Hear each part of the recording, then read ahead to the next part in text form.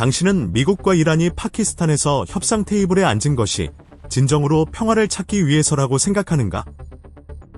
그렇게 믿는 자는 국제정치의 핵심 본질을 전혀 모르는 자다. 피로 얼룩진 역사의 현실을 똑바로 보라. 외교는 결코 스스로 힘을 만들어내지 못한다. 협상 테이블은 전장에서 전개되는 힘의 균형을 정확히 비추는 거울일 뿐이다. 이번 파키스탄에서의 결렬은 외교적 사고가 아니었다. 노력 부족도 아니었고 언어 차이 때문도 아니었다. 그것은 패권을 둘러싼 생존의 충돌이 낳은 필연적 결과였다.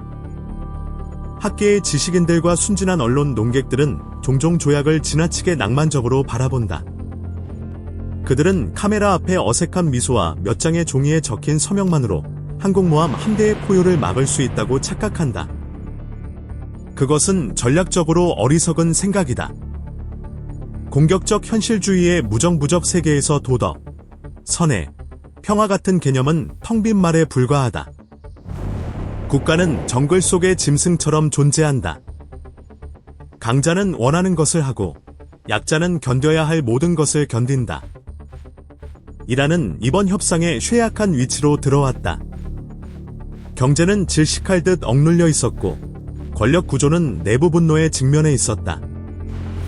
반면 미국은 협상장에 대등한 상대가 아니라 유일한 세계 패권국으로 들어왔다. 한쪽이 30분 안에 상대의 전체 기반 시설을 완전히 지워버릴 능력을 쥐고 있는데 어떻게 합의가 가능하단 말인가? 파키스탄 회담이 무너진 이유는 단순하다. 미국은 이익을 나눌 생각도 없었고 중동에서 자신들의 통제를 위협하는 세력의 존속을 받아들일 생각도 없었다. 이 회담에서 행복한 결말을 기대한 사람은 가장 잔혹한 지정학의 법칙 앞에서 스스로를 속인 것이다. 이제 협상이라는 단어를 함부로 쓰지 마라. 미국이 JD 벤스 부통령이 이끄는 고위 대표단을 파키스탄에 보낸 것은 결코 테헤란의 동의를 구걸하기 위한 여정이 아니었다. 세계 유일의 초강대국이자 압도적인 군사력을 가진 나라가 상대의 전략 목표를 제로 만들어버릴 수 있는 나라가 전면적으로 고립된 국가에게 양보하리라 생각하는가? 워싱턴의 시선에서 파키스탄의 협상 테이블은 사실상 차가운 최후 통첩을 내려놓는 장소였다. 항복하라. 무장을 해제하라. 전략 해협에 대한 통제권을 완전히 포기하라. 그리고 미국이 설계한 질서를 받아들여라. 아니면 끝까지 저항하고 권력 지형에서 완전히 지워져라. 미국은 이 전술을 한 번도 바꾼 적이 없다. 냉전의 절정기부터 오늘날 중동의 위협을 처리하는 방식까지 미국 제국의 방법은 언제나 동일했다. 절대적인 무력 위협으로 상대의 의지를 먼저 그 뒤에 서류 위에서 무릎 꿇게 만드는 것이다. 이란 대표단이 미국이 계속 목표를 바꾼다고 불평했을 때 그들은 오히려 자신의 공포와 무력함을 드러낸 것뿐이었다. 미국은 목표를 바꿀 권리가 있다. 왜냐하면 모든 패를 쥔 쪽이 미국이기 때문이다. 미국은 함대를 가지고 있고 스텔스 폭격기를 가지고 있으며 테헤란의 모든 구석을 훑어버릴 정보 체계를 가지고 있다.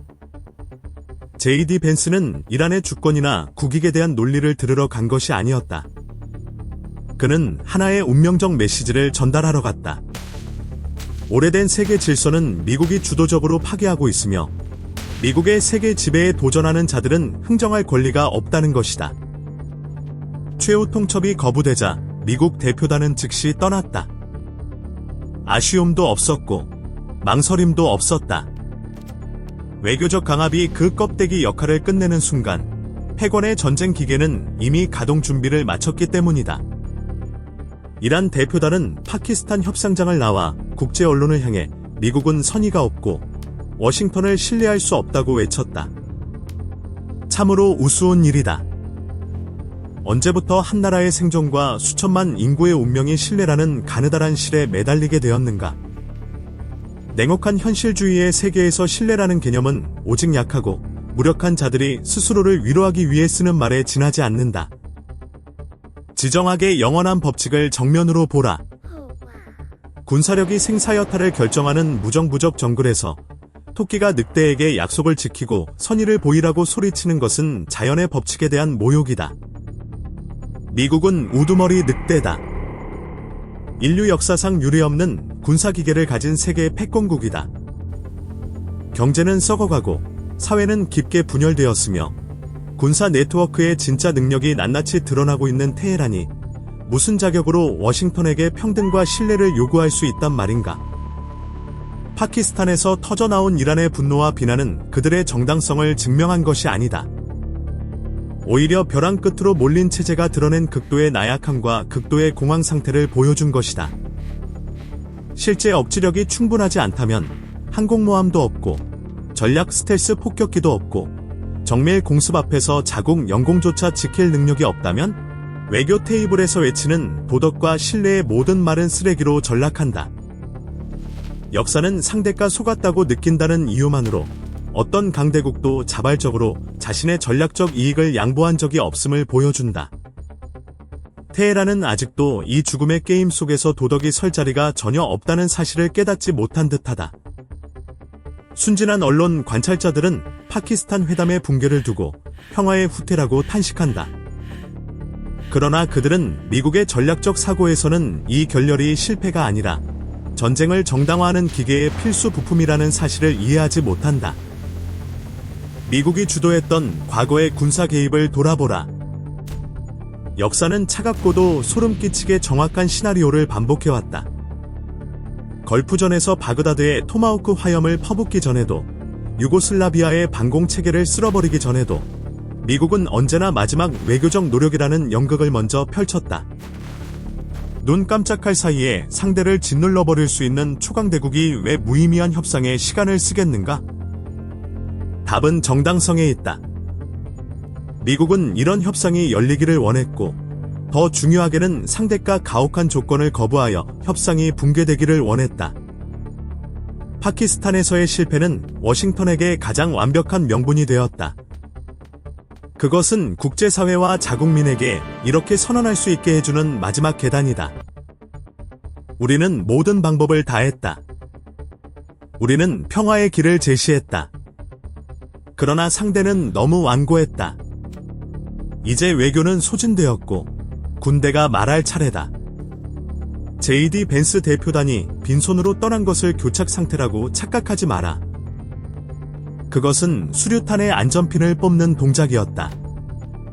외교관들이 서류를 정리하고 전용기에 오르는 순간 이란의 목표 좌표는 이미 지역의 미국 함대와 공군 기지 화면에 단단히 고정되어 있었다. 파키스탄 회담은 타협을 찾는 장소가 아니었다.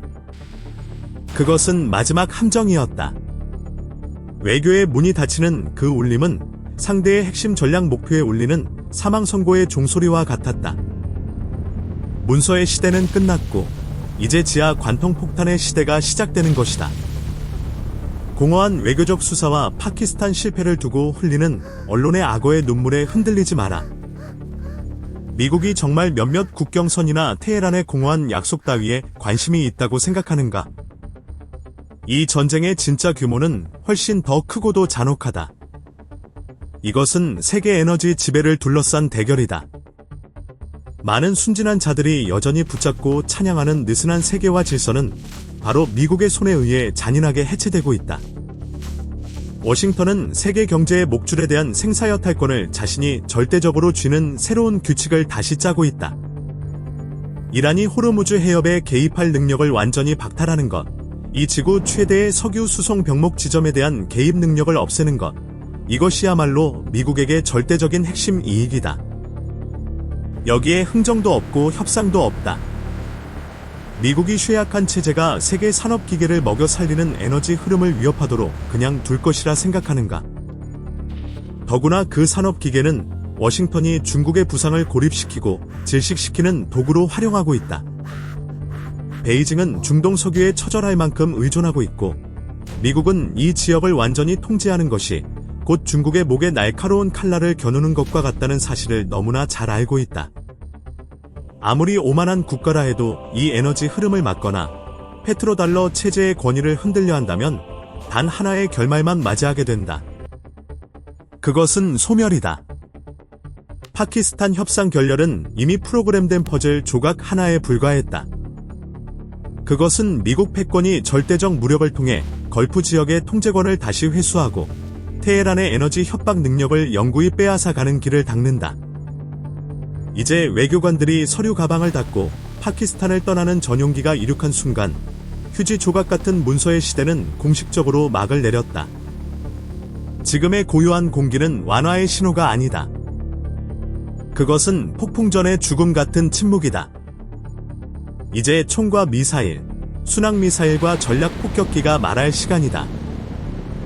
미국이 지상에서 지리한 게릴라전에 빠질 것이라 생각하는 자들은 세계 최강 초강대국의 전쟁 수행 방식을 전혀 이해하지 못하는 자들이다. 미국은 결코 보병을 마른 사막에 던져 넣고 협곡 하나하나를 두고 싸우지 않을 것이다. 다가올 작전 시나리오는 하늘에서 곧장 쏟아지는 파괴의 폭우가 될 것이다.